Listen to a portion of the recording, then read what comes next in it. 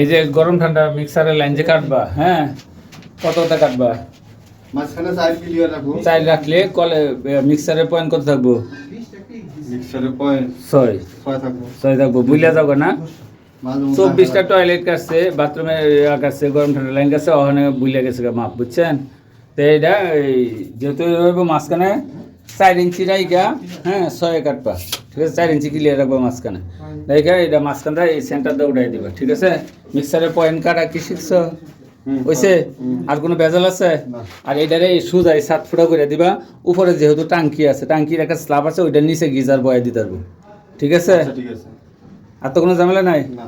আচ্ছা দর্শক, এইভাবে অবশ্যই কাজ করবেন, কারণ মিক্সারের মাঝখানে আপনি সেন্টার টু সেন্টার, মানে দুইটা পয়েন্টের সেন্টার থেকে সেন্টার 6, মিনিমাম 6, একটু বেশি হইলে সমস্যা নাই, কম হইলে সমস্যা নাই, কিন্তু 6 রাখাটা উত্তম, ঠিক আছে? ওইভাবে ইনশাল্লাহ কাজ করলে অনেক ভালো হবে।